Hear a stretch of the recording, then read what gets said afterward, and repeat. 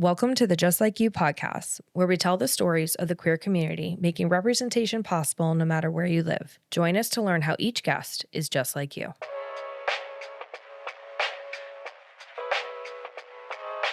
On our episode today, we have Lydi. They're a writer whose first novel is coming out in June of 2025. Come along to find out what inspires them in their writing journey. Welcome to Just Like You podcast. I feel like it's been a long time coming that we've been chatting.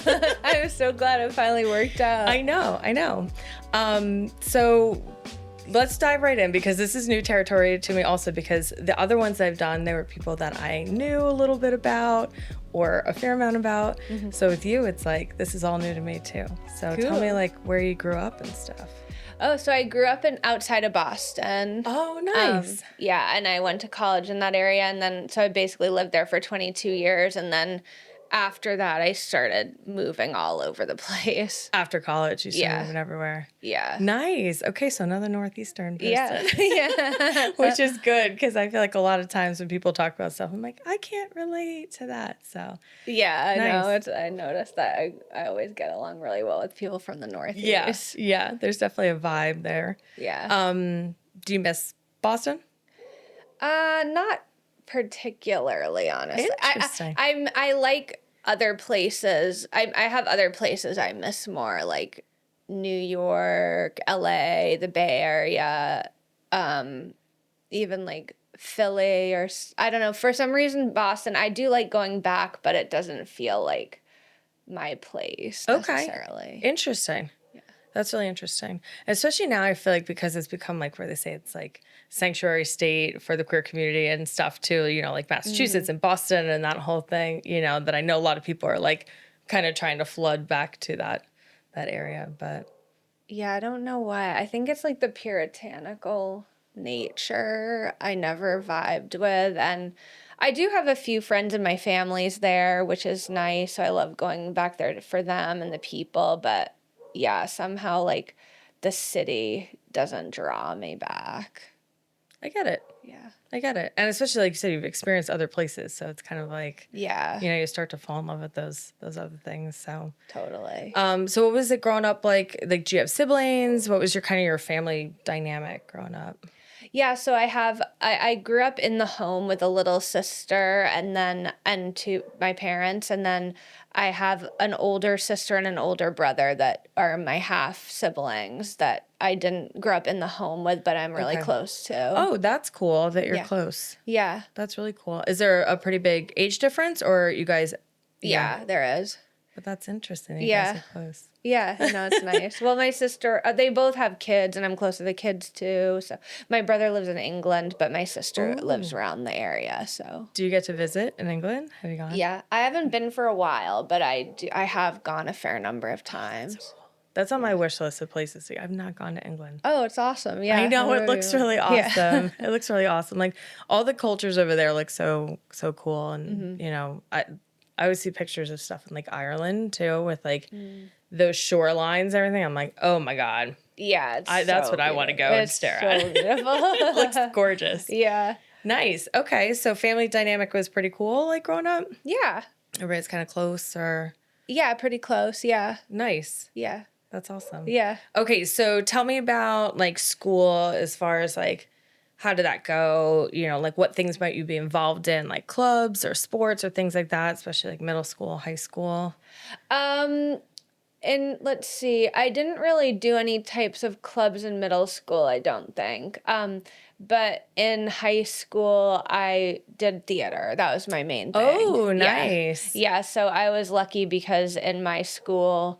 and I'm actually writing a novel about this, but there was a really cool drama teacher there named Stephen Bogart, and he was just like very artsy and edgy, and like we did, like the first play I was ever in my freshman year was like a post-apocalyptic lesbian version of Cyrano de Bergerac, and it was like crazy, like just that's amazing. Yeah, just like the fact that we got to do that, and he was such a genius that he got away with doing these like really subversive plays. Yeah. So what year was that?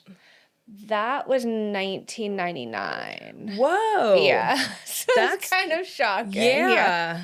Yeah. Whoa. That's awesome. Yeah, it was really cool. And then yeah, he did like a play. I wasn't in this one, but he did like a play about like incest and like a father and daughter who fell in love, and like it just was like really, He was really pushing the boundaries and stuff. totally. And I think there were potentially parents who were upset, but it went on because it was just like the level of quality was amazing. Like we did this drama festival every year where we would write a play as a group, and then go through the levels of this drama fest where you would like perform at different schools, and then at this larger New England competition. And we typically for a lot of years in a row, we would win first Dominated. place. Yeah, we just like dominated, and everyone hated us. Well, the judges were probably like, whoa. Yeah, I know. They're coming in with some like heavy artillery of like storylines and Yeah, stuff. and everyone else would do like a crappy like 40-minute version of like Hamlet or something. Right, like right. that. And we would be like, we wrote this play about mutants. And wow. like, I don't know. Yeah, That's awesome. My senior year, the one we did was like the title of it was a social security number, and it was like about the Iraq War, and it took place from like the moment a soldier like steps on like a landmine and dies, but from the moment he steps to his death, he goes through kind of like a lot of his life is like bubbling up, but also like weird hallucinations, and it's all about that, like the 40 minutes or that like 1 second. Wow. Of all that stuff that he's kind of like seeing his life like go through like a movie really quick, and that's cool. Yeah, it's heavy, but that's a cool perspective to take that small moment and really like stretch it out and make it a whole story. Yeah, it was really cool. I like learned so much about narrative from that process of writing plays together and figuring out structure and like what works, what doesn't work. Yeah, I think that really helped me in my journey to like be a writer. Yeah, I was gonna say to really shape like kind of where you wanted to go, like that interest. It's interesting that theater kind of led you there, because I would think that, you would say like, oh, it's like this English teacher that really, this and that with writing. But it's interesting that the theater really kind of connected into the writing of the plays or the musicals or these different things, right? That's where you were like, oh, this is cool. Yeah, totally. And yeah, I did writing on my own too, but in high school, I think like I wouldn't have I've always written, since even before I could write, I would have my mom like write stories, and then I would illustrate that I read aloud, and then I would illustrate them. But like, yeah, it was like, I think it would have been harder to put so much time into it in high school alone. Yeah. So like the fact that it was collaborative and it was social and it was with like all these friends I was making these intense bonds with, like made me able to like invest in it for more hours in that stage of life. Really kind of nurture that passion. Yeah.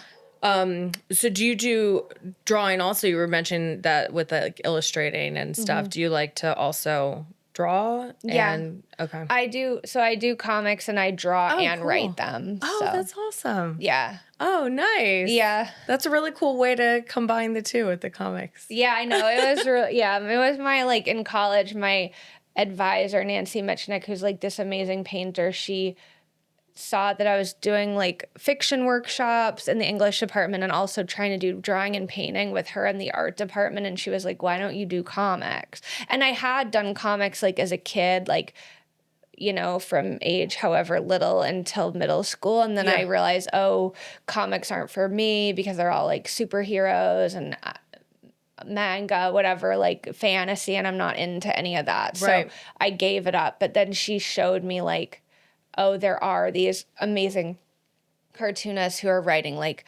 literary narratives that are realistic, psychological narratives, like Chris Ware, Linda Berry, all these really cool indie cartoonists. And so that's when I kind of like did my first comic.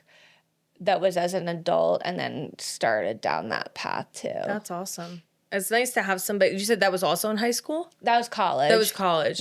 But just to have that, somebody that sees the potential and is kind of investing back in you to, help you, a little guidance, a little direction, let you know that's out there. Totally. That's Yeah, it was really helpful to have her Yeah. at that moment, because I really was thinking of going down the path of fine art and like painting and drawing, and that was definitely not Oh, wow. for me. So it was a major fork in the road for you decision-wise. Yeah. Is that what you entered college as a fine art major, or what did you start as, and then did you like switch, or no? Did you... No, I came in wanting to do classics because I'd loved Latin in high school, and like the Aeneid was one of my favorite books, and I was just like passionate about classics. But then as soon as I got there, like I went to a big university, and it was like even in the English department and classics and all those departments, it's like big, huge classes, tons of majors. And in the fine arts and like the studio arts department, you actually got to know the professors and the other students. And it was like, there are only like 30 people a year in the major. So I just was like, I want to do this. So yeah, I took classes in all different stuff, but that was what I ended up majoring in. I feel like that's smart, because nobody really, I mean, there's such a small percentage that are like, this is what I'm going to do. I know this to my core. I'm going to be this, at the end of it. And then the rest of us are like, I don't know. Like, there's things that I'm passionate about or I have interest in, but do I want to work in that field, or do I just want to keep it as a hobby or a passion? Yeah. It's so hard to know. It is really hard to know. It's like a 17, 18-year-old kid to be like, okay, now pick your life's, course. So you're like, I don't know. But at the same time, I always tell people, it's like, my students are always so stressed about what they're majoring in. I'm like, I don't really think anyone cares what you majored in. Yeah. Actually, like, do what you want to do, and then you can really do anything after. Yeah. Yeah, it is true. I mean, sometimes they're just looking for that you have that diploma, but a lot of places it doesn't really matter necessarily what it was. Totally. Obviously, again, if you want to be like a doctor, then yeah. Yeah, for certain fields it does matter, but you might have to have it a little bit at that point. But so retrospectively, like growing up and stuff, did you probably maybe in Massachusetts and stuff, were you seeing some representation in the queer community already? Like thinking back, like were there people that you can be like, oh, like this was somebody in my life or a teacher or anything? No, unfortunately not really. Like there was a lesbian couple that lived on my block, but I would sometimes walk by their house, but it had lots of bushes and trees and you couldn't see anything. So I'd be like, what's going on with them? But I could never like really see them. And yeah, I think there was one lady who worked in my youth group who was gay briefly.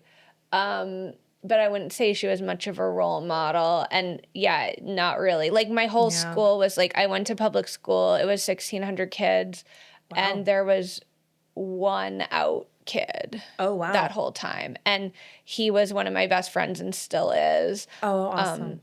And then, yeah, there were other people. Like, I did get a girlfriend in junior year who I dated for like a bit over a year. And some of my friends said they were bisexual, but didn't really act on it. So it felt more conceptual. Yeah. And then, yeah, there was a few people like that. And then there was a few secret couples that came out. But actually, like, one of my best friends starting in 7th grade was a lesbian, and she'd come out in 4th grade. Wow. And so we were friends from like middle school to 9th grade, and then we drifted apart. But that was really important relationship for me because she was my first actual queer person that I knew in my entire life. Yeah. Wow. That's amazing too. 4th grade. I mean, now I feel like it's becoming more common because parents, like this generation of parents, I feel like is the generation that wants to accept or wants to learn or is open to it or has seen a lot of like my friends, a lot of them came out after high school. So they came out in their early 20s. But we knew for them, we're like, we always knew. Yeah. But they like needed that time. They needed to come through that journey. So I feel like we're this kind of generation of parents now where, we're supporting, those things. So, but 4th grade. Wow. I know, it was impressive. It was very rare at the time. Brave. So brave. Yeah. Wow. So what about for you as far as like, was there a time where you felt, I feel a little different, or I'm noticing, some differences in yourself? Was that something that happened like in grade school, middle school, high school, or was it later that you started to allow yourself to realize those things? Yeah, I mean, I knew I was gay in 4th grade, and Okay. I probably knew I was trans or having like gender stuff, yeah, even earlier than that, but that took way longer. Like I didn't Right. really come out as trans or start my transition till 2019, and I came out as bisexual in like 7th grade, but I didn't really tell my parents until freshman year of college. But my close friends always knew since No. I was 12 or so. Yeah. Wow. Okay. So, I've heard this numerous times, this kind of the journey through of like, okay, maybe I'm lesbian or maybe I'm bisexual, or you yourself are trying to kind of figure out, like you figure in 4th grade too, like, yeah, maybe you're starting to have a crush on people, but at the same time, that's kind of young for that, like so it is, I feel like this development of like, as you're getting older and realizing more about yourself or becoming more confident to like say like these truths about yourself. So it's interesting. It's not like a linear journey for Totally, yeah. anybody. And I always find it so fascinating to kind of how, they weave through that. But so, you said by 12, you knew you were trans also? No, it was earlier. I knew I had gender stuff going on maybe 3rd grade. Okay. But I didn't come out as trans until 2019. Okay. So like, yeah, it was kind of like, and even like, I would say around when I was maybe like 26, mid 20s, people in my life were starting to transition, like 2 of my nibblings and a friend in grad school were the first people I knew who were trans, and I was like, ooh, that I knew I wanted some aspects of it, but I knew I never wanted to do testosterone, so I would always be like, I want to have top surgery or want to change my name and pronouns, but I don't want to do testosterone, so I guess I can't do anything. So then I would kind of like give up hope because I didn't know anyone who did that path. Right. The first person I knew who did that path was someone named Julia Weldon, who I had met once, like at a bar in my 20s, and they were a child actor, and now they're an amazing musician. And I followed them on Instagram, and then I saw that they like got top surgery and used they them pronouns, but didn't change their name and didn't do testosterone, at least last I knew. And so I was like, whoa, you can do that. That completely changed. Yeah, that completely opened up my world. So they were kind of like a distant role model. And actually it's funny because years later when I published my first book, Rainbow, like the people who were doing the audiobook gave me this option of a reader who I didn't really think sounded queer, sounded like the characters, and I asked if they could consider Julia because I knew that Julia was doing some voice acting at that time, and they ended up choosing them, and so then they narrated my audiobook. So it was like it was really cool. Yeah. And that was your first book, you said? Yeah, that was my first Oh my book. God, that's freaking cool. That's a full circle moment too, I know, right? I was like, damn, this is so cool. Yeah. That's amazing. That's something I've also learned in kind of this umbrella of what trans can mean. And I think that's so important because that's something else, like with this podcast, like I want to honor the stories of people from the queer community. I want to give them a platform so that no matter where somebody lives, that they can find this and they can say, like, just how you were like, oh, that's not an option until you saw somebody that was like, oh, there is a person out there that's doing what I would like to do and it is an option. But, besides that representation also, it's like, this is a moment to allow people to come in and learn and find acceptance and understand what they don't understand currently. And that trans umbrella is broad. It doesn't mean just one thing. It doesn't always mean the full transition. And I think that that's really important for people to understand that there's a lot of there's a lot that can live under that, description. Totally. Yeah, totally. I Yeah. agree. Yeah. Yeah. Like I remember I had a therapist who was like, it's kind of like a buffet and you can just pick what you want from it. You don't have to do the certain steps in the Right. certain order. Yeah. That's a really good way to describe it.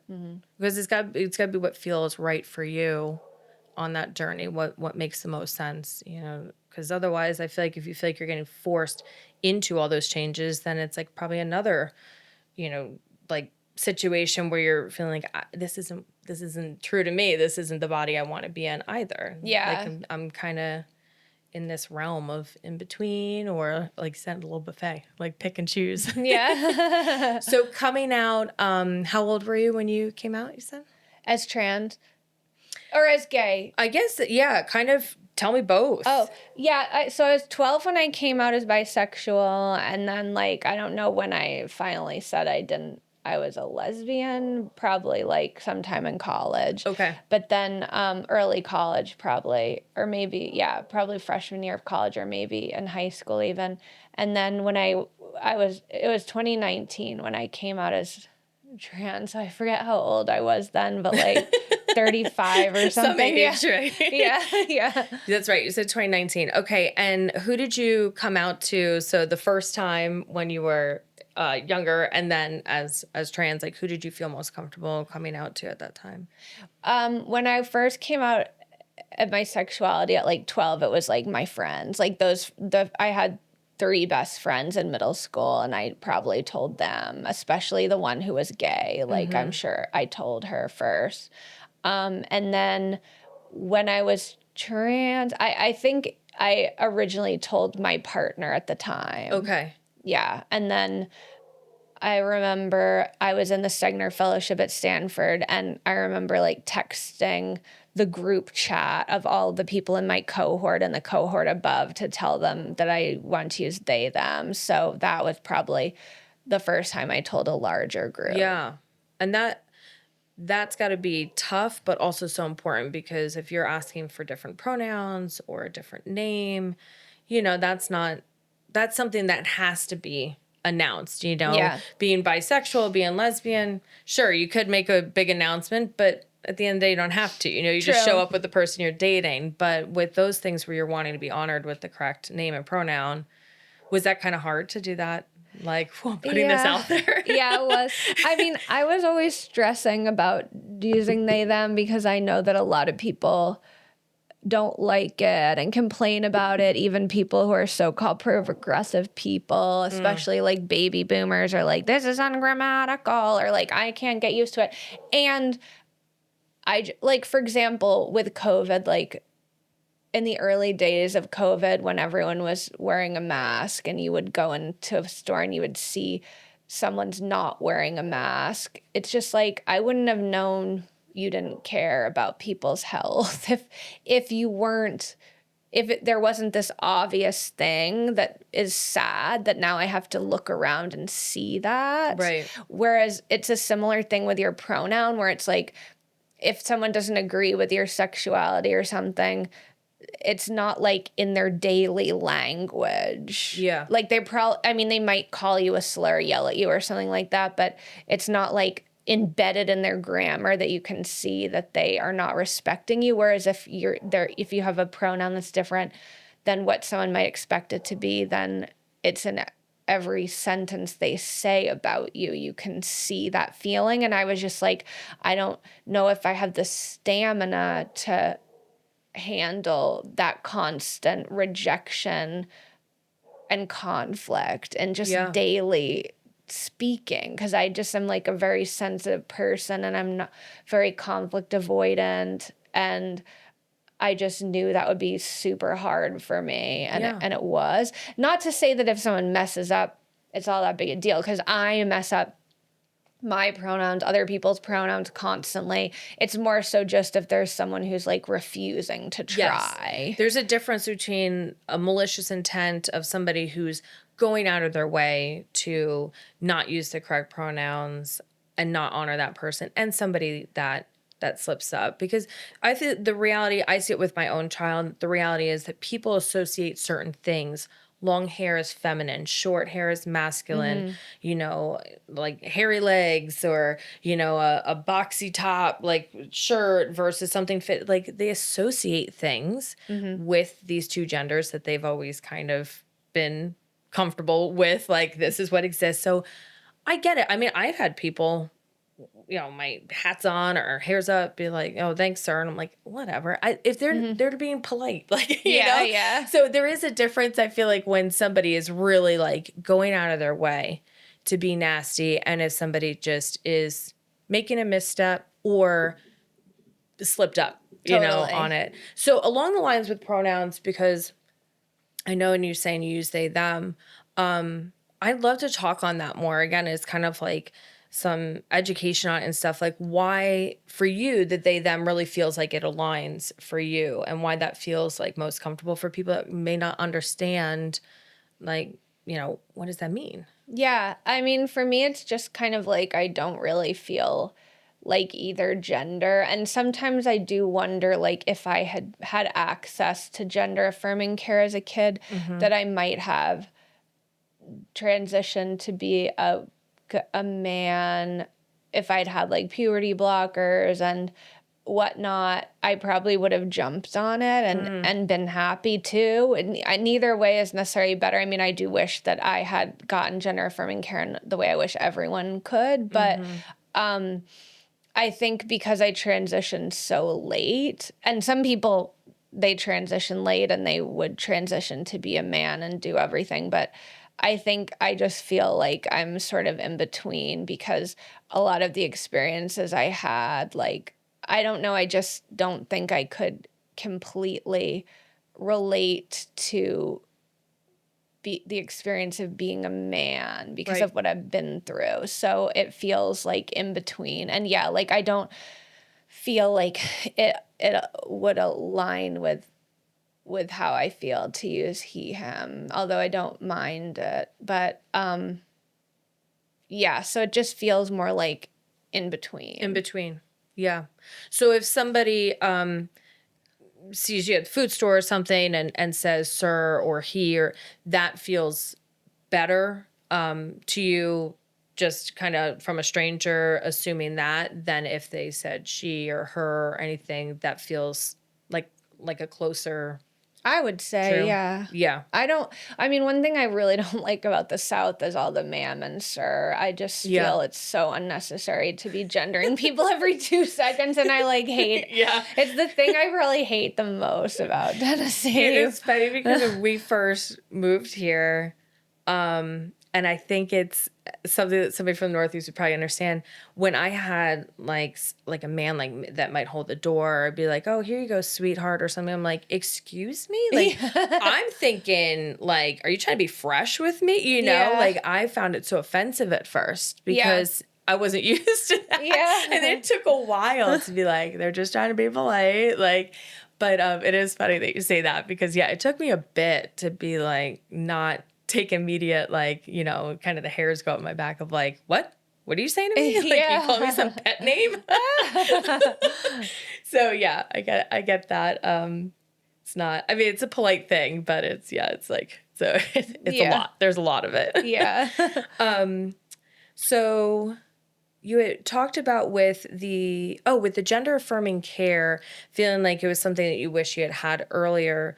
Would that have been just like therapy and talking about it? Would it have been the opportunity for hormone blockers? Like, what do you think would have really served you best at that point in your journey? If you could go back as like your younger self, like what do you feel like you were really kind of wishing that you had access to? Yeah, I would definitely have wanted puberty blockers and therapy. Yeah, I went to therapy once or twice briefly as a child, and no therapist ever figured out what was going on with me, and it just probably wasn't even on their radar. Was that in the 90s? Yeah. Yeah. So both of those things would have been a dream to have, or to also have a place. Like there was never a trans person like in any of my schools until college. And even in college, there was no one who was out as trans. I just remember going to an event. We had this trans woman come speak who was like an artist of some kind, I forget. And this girl in the back row was like, I'm trans and I'm completely stealth, and no one has even known that before this moment. And there's a lot of trans people here that people don't know about. And I was like, damn, I had no idea. Wow. Yeah. Because the stigma then was still to live the two different lives. Yeah. Yeah. To live the life that society's comfortable with you living, and then the one that's your true self. You know, Yeah.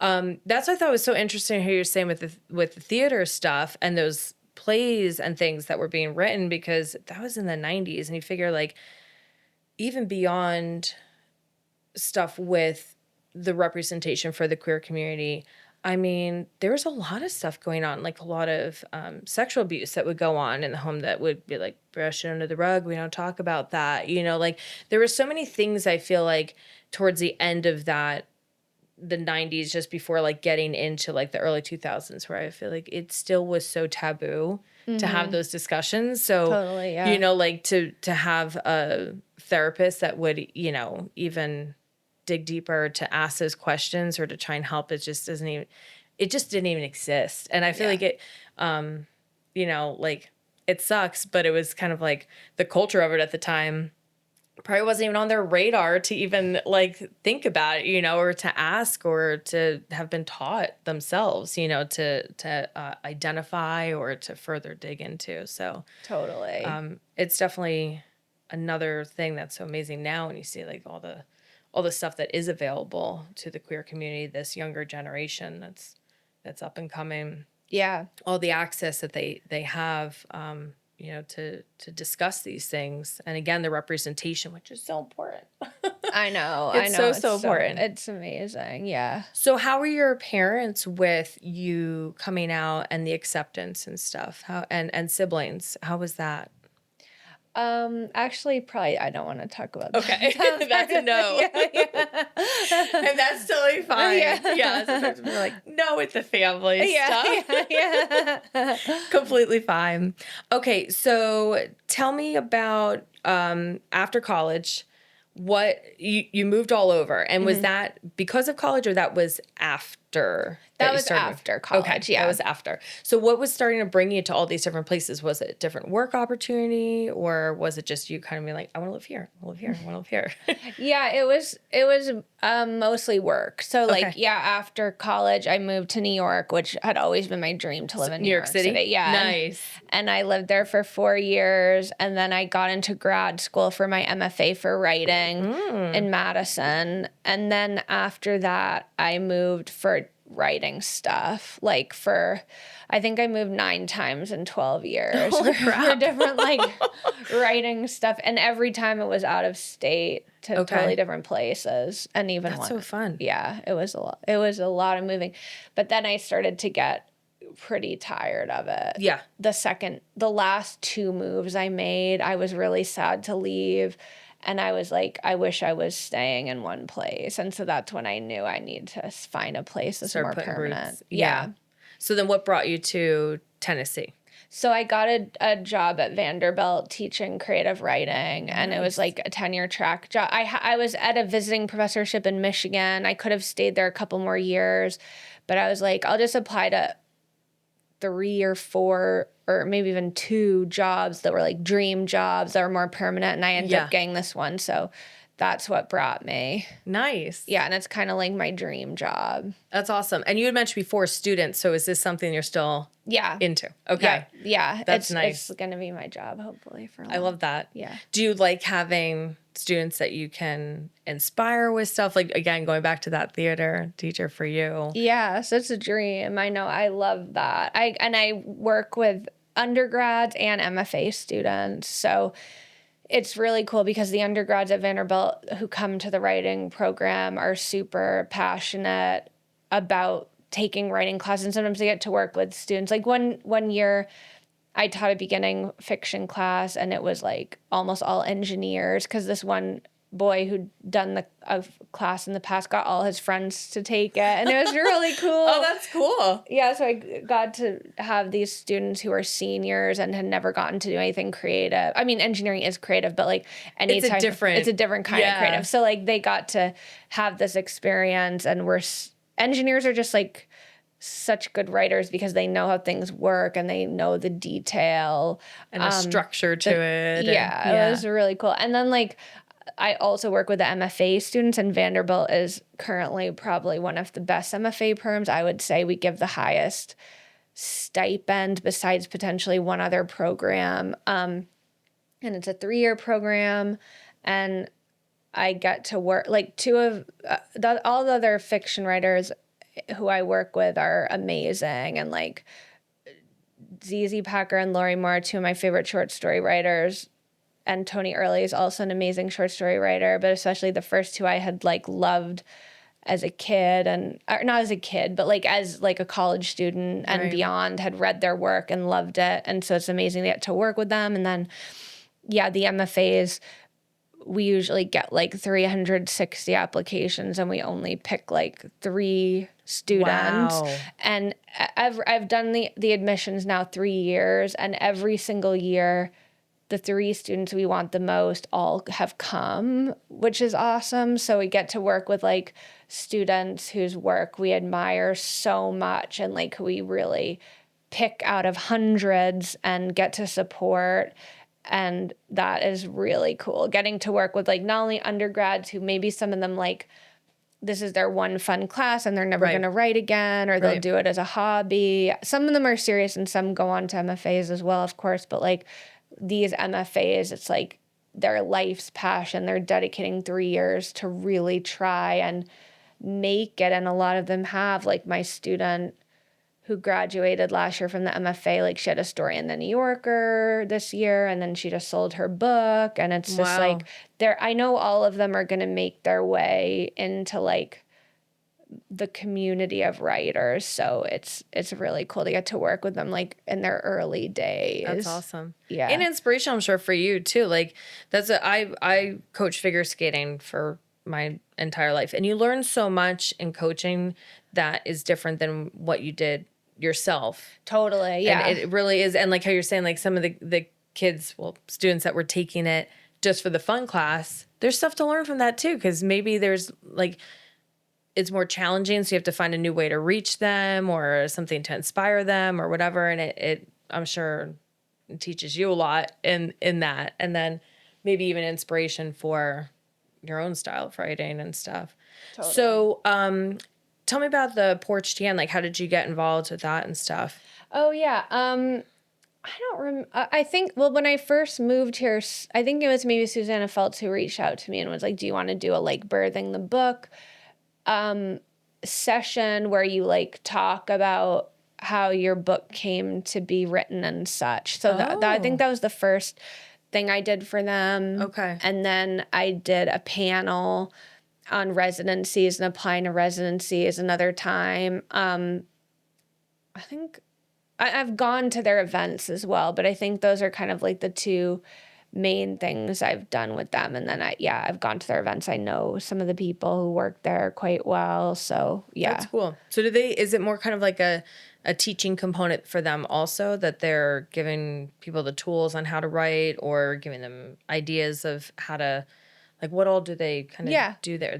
They do all kinds of stuff. Like they do classes, so you can take like classes of various lengths, like even maybe like a one-off class or like a 6-week, 8-week class on memoir writing or like whatever it is. But then they also do events. So like they do, the last thing I went to of theirs is like a Valentine's Day event where people tell like love stories that are kind of funny, and it's like at a bar, and so it just so many people, like an open mic out. Situation almost. It is, but it's not. It's like it is curated, so the people are prepared and know they're just already on a not a marquee, but like, you know, a lineup of like who's gonna do it. But but it is that kind of vibe. It's like a nighttime like festive vibe. That's cool. Yeah. That's really cool. Yeah, it's a really great organization. I like them a lot. So how many books have you written now? You mentioned your first one, you said it was Rainbow Rainbow. Yeah, so Rainbow Rainbow came out in 2022, and it's a story collection about like queer and trans lives. And then my novel is coming out in 1 week from today. Today, when we're recording, which is June 3rd, it will come out. Nice. So, yeah, that's my first novel. So it'll be my second book. Okay.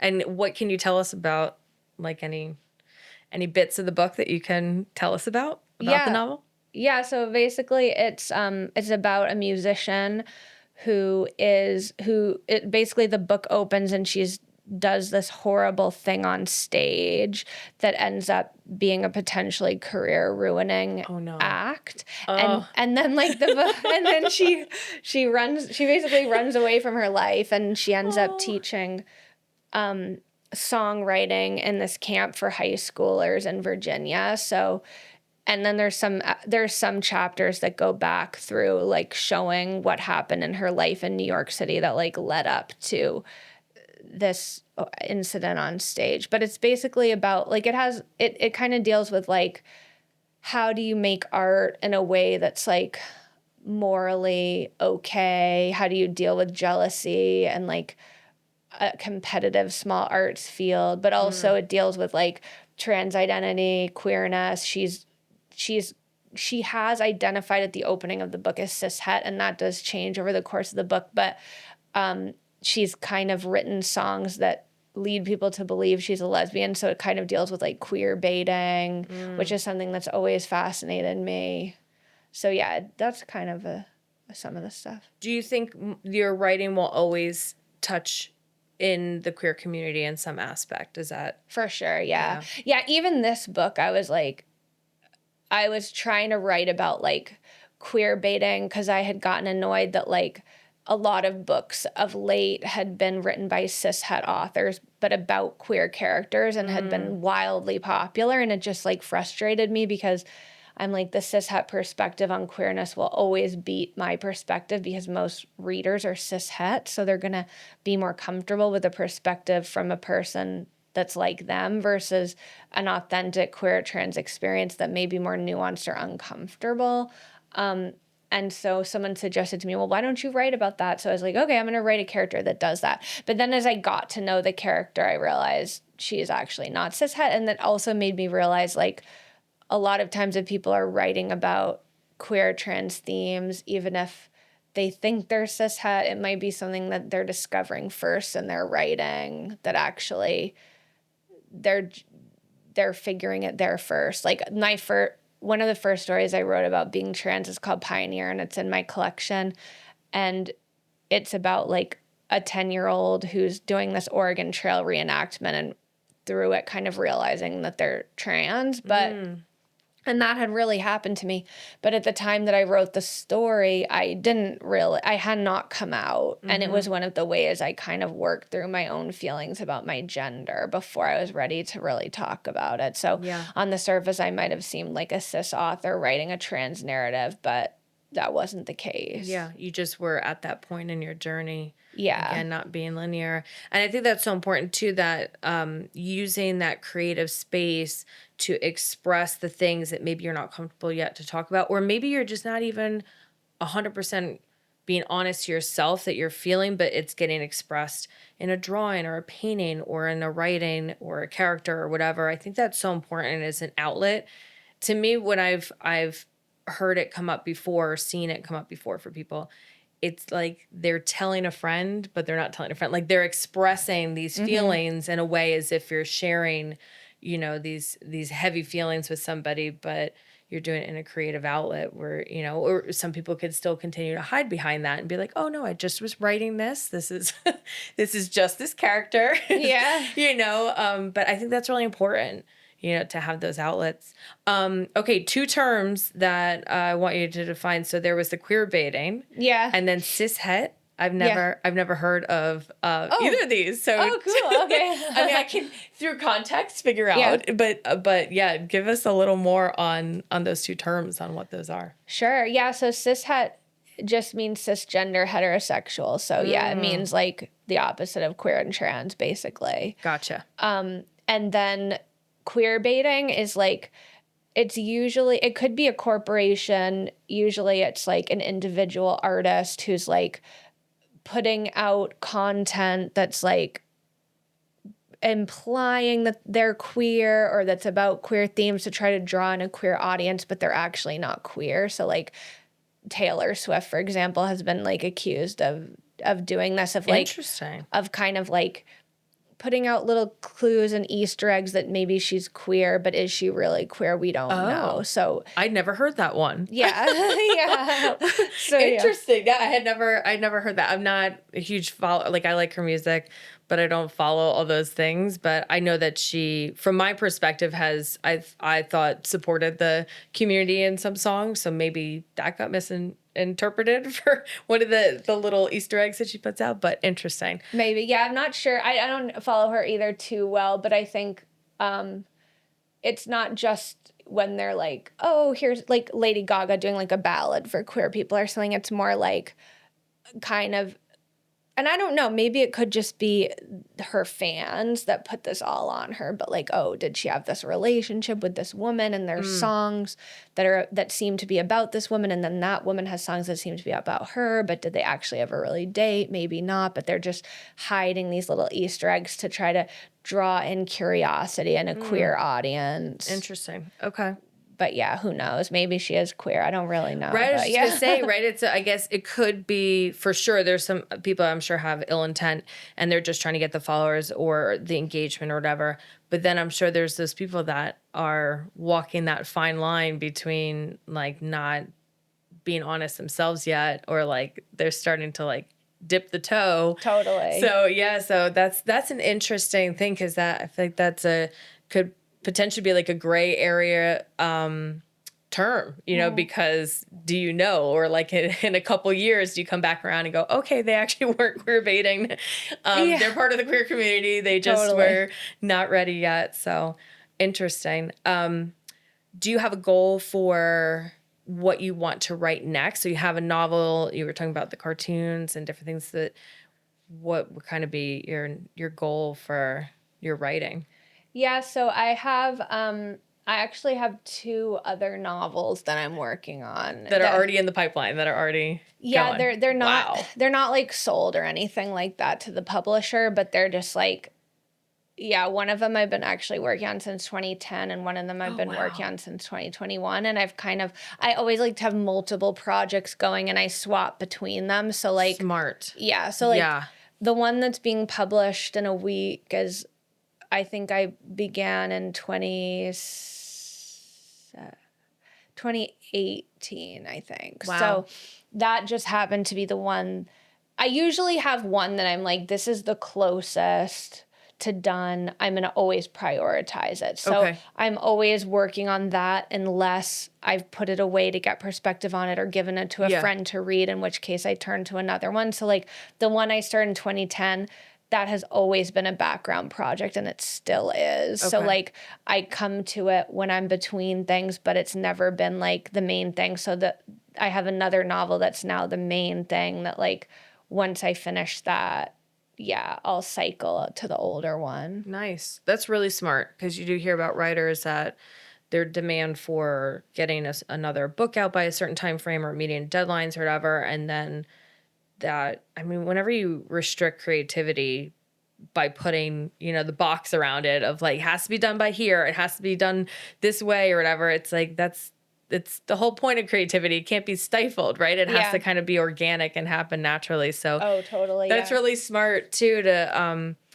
if you're feeling like, man, I'm just stuck or burnt out on this one thing, let me work on one of the other 2. Yeah. And like you said, kind of like table it to let somebody read it or get some perspective, or I guess even like things that could be you're experiencing in your day to day or politically, that you're like, oh, you know what? Now I'm feeling some sort of way. Let me get that book back out. Yeah. Because something just happened that's fired me up on this. So totally. That's really smart. I've actually not heard of somebody doing that in the writing world. I don't know if that's common, but that's really smart to do that. Yeah, I think it's not, from the people I know, I don't think it's super common. Yeah. I think. And yeah, it's more just like I need a lot of space from things and perspective on things to move forward on them. So Yeah. yeah, it just So kind smart. of was by necessity, like, Yeah. okay, this is how it has to go. I Yeah. actually used to even like do a more extreme version, like in grad school, where I would sometimes work on 3 to 4 projects in one day. Oh, wow. Like different short stories, a novel, something, something, and people kind of shamed me out of it. They were like, that's not how you should do your process. You need to have one thing that's the main thing, or you'll never finish anything. And maybe they were right. I don't know. I did cave to their pressure, but sometimes I wonder, yeah, like if if that hadn't happened, maybe it was the better way for me. But things are pretty much good how they are now. Well, I think having the priority thing, the one project that's the priority, that's smart, because then it's, to me, it doesn't come off as like, oh, I'm never going to get focused and finish this. It like an avoidance tactic. Like, I'm working on so many things, I can't never finish. I think it's very smart. Again, from like coaching figure skating, there's different facets of skating, that you have competitions, you have testing, you have all these different components to it. And I always encourage my skaters to really kind of always have a mix, because some days jumps are going to be off, or just like mentally you're off, or like stamina's off, or running programs or different things. So rather than feel discouraged and feel like the whole day is a bust, focus on something else. But to have something where you have a target of like, oh, I have a competition coming up in a couple months or whatever, where that's your priority, that's what you're working towards. But I think it's smart. I think it's really smart. Yeah. I think you're onto something. Do you teach your students at all to try and utilize that, like a multi-project kind of approach? Yeah, I don't really talk to my students too much about, well, my MFA students, I guess I talk to about process. But the thing is, when they're in school, either for undergrad or MFA, it's kind of, the structure is such that they kind of have to follow this one type of process, because like they'll have to turn in between 2 and 3 short stories a semester. Yeah, so they're just like, they don't have time to like noodle between things. They're probably just working on the next thing and then getting it done. But yeah, when they're starting to graduate, sometimes I talk to them about like, how they want to approach things going forward. And sometimes, I'll say like, it's good to, I think sometimes also, especially undergrads, think they can just write a short story and then it's done. And like, even my process for short stories was like, I might write it in a week or two, but then put it away for months, then read it again, then put it away for months. It might take years before it's actually to the point of publication. Yeah. It almost always does take years. Mm-hmm. Makes sense. I think it takes a while to learn that. And like in undergrad, I was really afraid of revision, because I would write a story and it would be pretty good and I would get a positive reinforcement about it.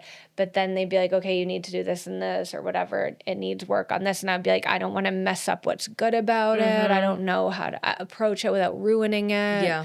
And oftentimes you do have to kind of ruin it at first. Like usually the second draft is worse than the first draft to get to the best third draft or beyond. So it's really scary to go into that murky middle draft where it's worse. Yeah, kind of dismantling stuff. And yeah, totally. Yeah, interesting.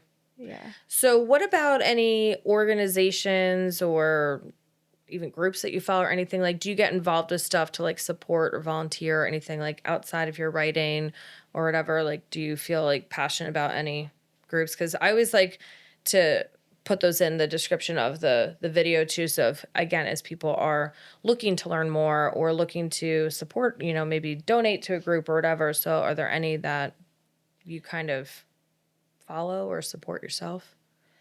Not well, there's like Lambda Literary, that's like a great organization that supports like queer authors. Is that local or is that like a regional No, that's a national thing. A national thing, that's what I meant, yeah. Okay. Yeah, and then I'm trying to think like, I would say like Novelette Bookstore is like a queer-owned bookstore in Nashville that's really cool. Awesome. And it's like a cool community space. the Ruby Fruit is like my friend's lesbian wine bar in LA that's kind of like a queer community space that I cool. like love. Those are a few random ones. Getting involved with other stuff, I often have done like dog fostering, like not really in like the queer community always so much. Because I feel like as my main like political work in the queer community is usually like in representation in my writing. So I don't have tons of groups that I'm involved with. I'm also kind of monomaniacal. Like I'm so focused on my writing. Yeah. Having a full-time job teaching and then writing is also kind of another full-time job. Mm-hmm. So like it means that I don't have a lot of time outside of those two things besides, and I go to protests a lot and get involved in some kind of actions around like, what's going on and the administration and stuff like that. Yeah. So that's kind of what I would say is the most. And everybody's got to kind of do what they're most comfortable with that, right? Because advocacy can show up in all different ways. I mean, a friend of mine that would go to protests would say that, I'm kind of a shy guy, but like I'm there, I'm a body, I'm holding a flag, like, but I'm not at the forefront or but I'm still important. Mm-hmm. And I think that is important for people to realize, like, you can show up in different ways. And for you, even just showing up in the literary community and saying like, hey, we're here, like queer community's here. And there's different places that are local or national or whatever. I mean, I think that's all really important. And that's why I like to ask people kind of like what platforms, really mean something to them, because these are places that, I love to go on to follow and see what they're doing. So I can share on like the Just Like You page and stuff for people to, be able to learn more about. Cause again, somebody might be like, man, you know what I wish? I wish there was like a queer-owned bookstore or, whatever. You're like, there is. It's right here. It's right in town. And they're like, oh, I didn't know. So, that's awesome. It's good to ask that. Awesome. All right. So I want to end your episode with a question. Cool. It doesn't have to be a profound answer. It can be. But it's just kind of like a fun thing to end with. Cool. So, what's something that you think that more people should care about? Ooh. I guess I would have to say like queer literature, because that's really my passion. That's what speaks to you. Yeah. So I think like, whether you're writing or reading, I think just like engaging with queer literature, supporting queer writers, the more support that we get, the more there can be published. And I think that's just like really important to have like a multiplicity of views, because right now there are more and more queer books coming out, but it's still like few enough that there's a huge pressure on the writers that are writing to like represent certain experiences or tell certain stories that, the more there are, the more people can see there's actually like infinite stories. Yep. So I think that would be my main thing. That's awesome.